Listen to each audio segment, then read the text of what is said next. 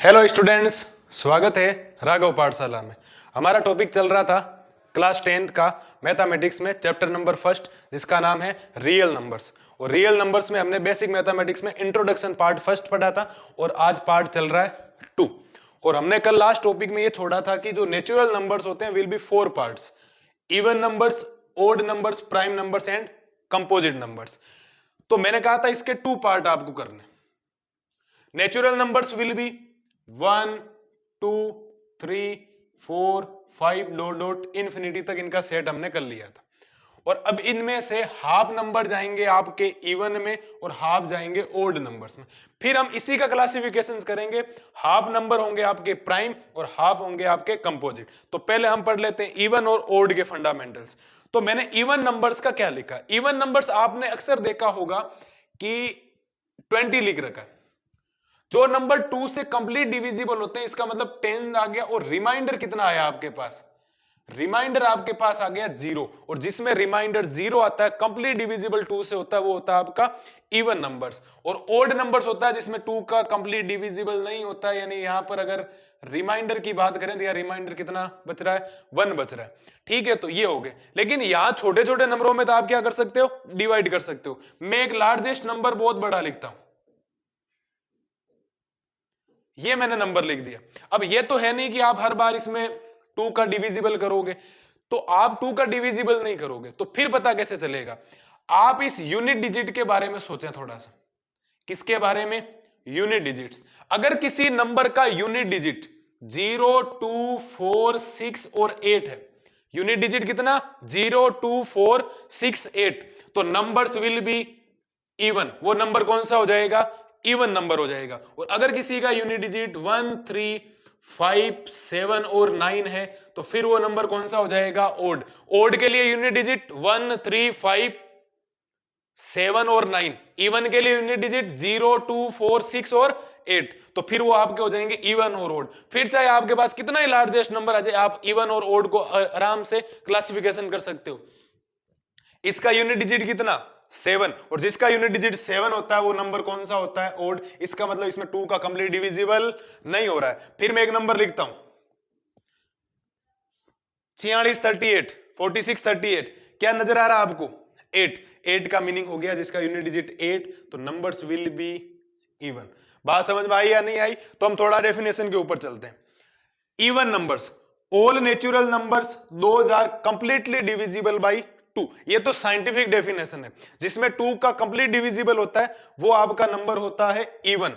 और odd numbers में मैंने लिखा all natural numbers. All natural numbers those are not completely divisible by 2। जिसमें 2 का डिविजिबल हो वो आपका इवन हो जाएगा, जिसमें 2 का डिविजिबल नहीं हो वो हो जाएगा आपका ओड नंबर। और ये जो बात मैंने 2 बात लिखी है ओड और इवन के नीचे, ये बहुत ज्यादा इंपॉर्टेंट है। क्योंकि बड़े बड़े जब नंबर्स लिख रखे होंगे, लार्जेस्ट नंबर लिख रखे होंगे, तो क्लासिफिकेशंस करने के लिए इसका याद होना बहुत जरूरी है। तो यहां लिखा मैंने if unit digit of any number, अगर किसी भी नंबर का यूनिट डिजिट 0, 2, 4, 6 और 8 है, then numbers will be even. अगर किसी का यूनिट डिजिट 0, 2, 4, 6 और 8 है, तो वो आपका नंबर कौन सा हो जाएगा बेटा? इवन नंबर्स हो जाएगा। मैंने एग्जांपल लिखे। एग्जांपल में आपने ये छोटी क्लासों में पढ़ा 2, 4, 6, 8, इसका यहाँ एग्जांपल होते हैं। 24 इवन क्यों है? क्योंकि इसका यूनिट डिजिट कितना? 4। 38 इवन क्यों है? क्योंकि यूनिट डिजिट कितना? 8। और ये बहुत बड़ा लार्जेस्ट नंबर मैंने लिख दिया है, इसका यूनिट डिजिट कितना? 4। जिसका यूनिट डिजिट 0, 2, 4, 6, 8 हो वो नंबर आपके कौन से हो जाएंगे बेटा? इवन नंबर्स हो जाएंगे। बात समझ में आई या नहीं आई? अगले के ऊपर बात करते हैं odd numbers. All natural numbers those are not completely divisible by 2। जिसमें 2 का डिविजिबल नहीं होता है वो आपके ओड नंबर्स होते हैं। और यहां लिख रखा है if unit digit of any number, अगर किसी नंबर का यूनिट डिजिट 1, 3, 5, 7 और 9 है, 1, 3, 5, 7 और 9 है, then numbers will be odd. वो कौन सा नंबर हो जाएगा साहब? ओड नंबर्स हो जाएगा। एग्जाम्पल 1, 3, 5, 7, 9, 11, ये छोटे छोटे नंबर है, सबको पता है। मैंने लिखा 21। 21 में यूनिट डिजिट 1, इसका मतलब हो गया ओड नंबर्स। 27 में यूनिट डिजिट कितना? 7, इसका मतलब हो गया ओड नंबर्स। और फिर एक मैंने बहुत बड़ा लार्जेस्ट नंबर लिख दिया है, इसका डिजिट कितना है साहब? 5, इसका मतलब ये भी कौन सा हो गया? नंबर, ओड और इवन के फंडामेंटल सीधे हैं, इसमें के अंदर कोई पॉइंट लिख, कौन सा पॉइंट, नोड लगा, दो पॉइंट होता है। फर्स्ट पॉइंट होता है small even number is the even number. आज तक आपने जीरो के बारे में ज्यादा सुन रखा है, लेकिन जीरो नेचुरल नंबर्स में नहीं आता, और यहां इवन और ओड जो पार्ट है वो है नेचुरल नंबर्स के। तो जो स्मॉलेस्ट इवन नंबर होता है वो आपका कौन सा होता है साहब, 2 होता है, क्योंकि यहां मैंने शुरुआत की थी 2। कल के पार्ट में हमने पढ़ा था जो सबसे पहले आया है वो आपका कौन सा नंबर हो जाएगा, स्मॉलेस्ट। फिर सेकंड पॉइंट आता है the smallest odd number. The smallest odd number is, odd number में सबसे पहले आता है 1, तो इसका मतलब द स्मॉलेस्ट ओड नंबर कौन सा हो जाएगा, 1। ये इवन और ओड का क्लासिफिकेशन है। ये समझने के बाद आपको कभी भी कंफ्यूज नहीं होगा कि ओड नंबर कौन सा है और इवन नंबर कौन सा है। 2 पॉइंट ओड और इवन के लिए सबसे महत्वपूर्ण होते हैं, एक होता है the smallest even number is 2 और the smallest odd number is 1। Smallest odd number तो है 1 और द स्मॉलेस्ट इवन नंबर है आपका 2। ये क्लासिफिकेशन हमने कर लिया है। और नेक्स्ट जो स्लाइड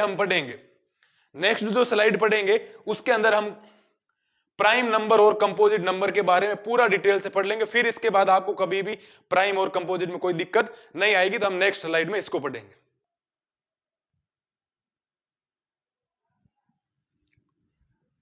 अब हम क्लासिफिकेशन पढ़ेंगे प्राइम नंबर्स और कंपोजिट नंबर्स का। तो मैंने डेफिनेशन लिख रखी और कुछ एग्जांपल लिखे हैं, क्योंकि ये नेचुरल नंबर्स के पार्ट होते हैं। तो नेचुरल नंबर्स की स्टार्टिंग होती है 1 से इन्फिनिटी तक, तो मैंने 11 तक नंबर्स लिख दिए। इसके आगे भी नंबर होते हैं, कुछ कंपोजिट हैं और कुछ आपके प्राइम नंबर्स है। तो इनके क्लासिफिकेशन करने के बाद आप सारे नंबर्स क्लासिफिकेशन आराम से कर लोगे कि ये कौन से प्राइम में आएंगे और कौन से कंपोजिट में आएंगे। मेरी बात ध्यान से सुनना।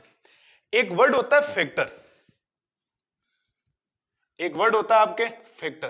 फैक्टर का मीनिंग क्या है, फैक्टर का मीनिंग है कि उस नंबर में किस किस का कंप्लीट डिविजिबल हो रहा है। जैसे मैंने लिखा 2, तो 2 के फैक्टर करोगे तो 1 और 2 होते हैं, और हर नंबर में 2 का डिविजिबल है और हर नंबर में 1 का डिविजिबल तो होगा ही होगा। चाहे आप कोई भी नंबर लिख लें उसमें 1 का डिविजिबल जरूर होगा, और 2 में 2 का डिविजिबल हो रहा है। मैंने लिखा 4 में 1 का डिविजिबल हो रहा है, 2 का हो रहा है और 4 का हो रहा है। फिर मैंने एक 10 नंबर लिख दिया, 10 में 1, 2, 5 और 10, इन नंबर्स का क्या हो रहा है, डिविजिबल हो रहा है। ये इसके क्या हो गए, फैक्टर हो गए।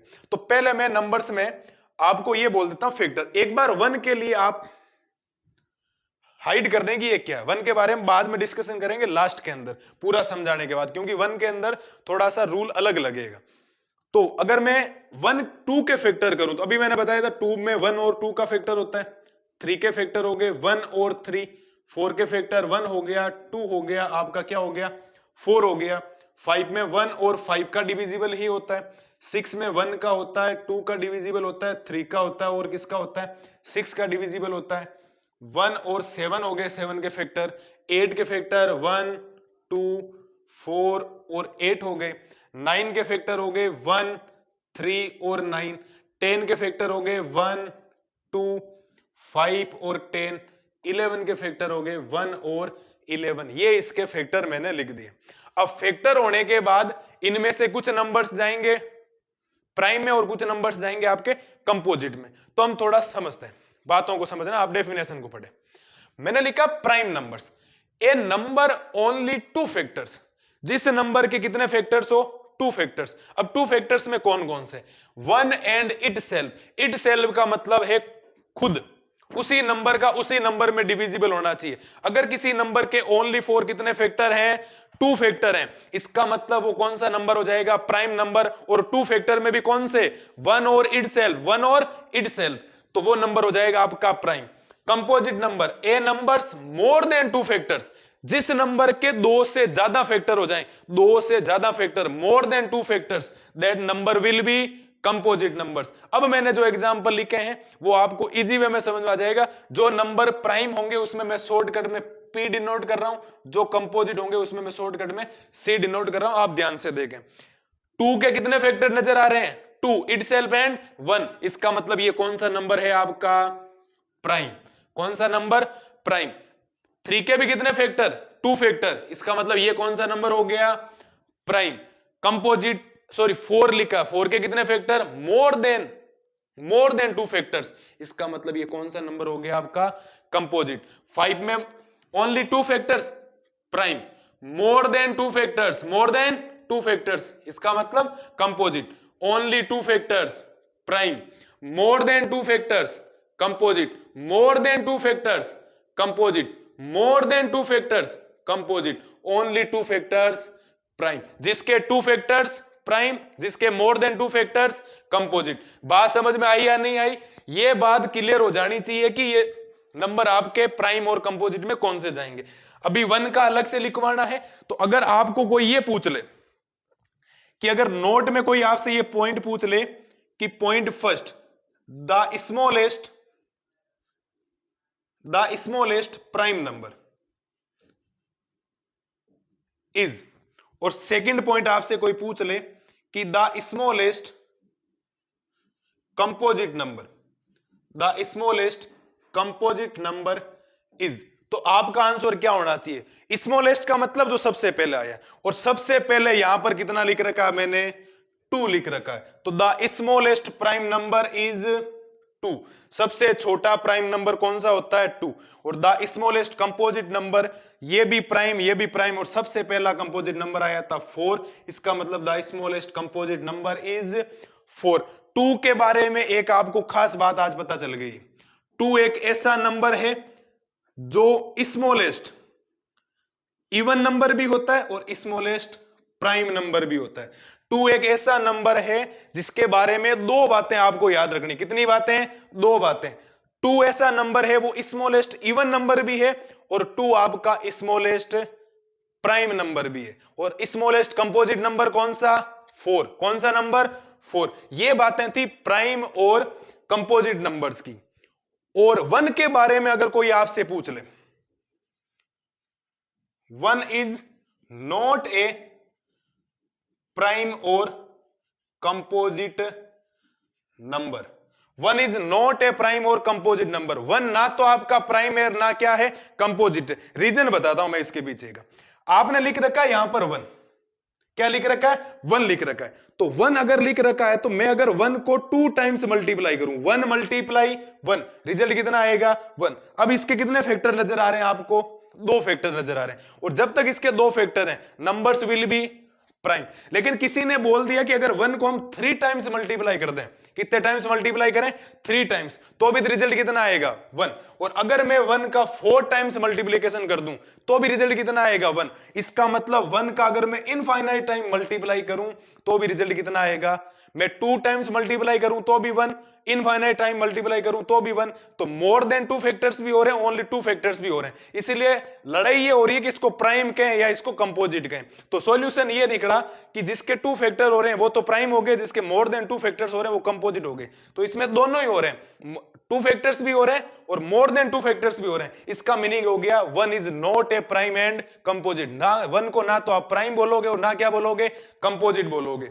और एक होता है 0, जो 0 होता है आप लिख दोगे 0 is a neutral number. 0 is a neutral, जिसको आप उदासीन बोलते हो, ना नंबर इधर जाएगा ना इधर, पॉजिटिव और नेगेटिव के बीच में एकदम बैठा है, तो उसको बोला जाता है न्यूट्रल नंबर। ये बेसिक जो क्लासिफिकेशन था, ये हमने इनके बारे में पढ़ लिया है। आई होप आपको वीडियो बहुत ज्यादा पसंद आया होगा। इतना बेसिक से आपको मैथमेटिक्स पढ़ाई जा रही है, तो आप एकदम चीजों को सोचें। ये ना सोचें कि रियल नंबर्स चल रहा है तो हम इसी चीजों को फटाफट क्वेश्चन में आ जाएं। पहले बेसिक चलेगा, 5-7 वीडियो में बेसिक चलेगा। बेसिक होने के बाद क्वेश्चनों में ज्यादा कोई टाइम नहीं लगेगा। कल हम इसके बारे में आगे पढ़ेंगे नेक्स्ट वीडियो में। को प्राइम नंबर्स और को कंपोजिट नंबर्स ये क्या होते हैं वो हम पढ़ेंगे नेक्स्ट वीडियो में। धन्यवाद।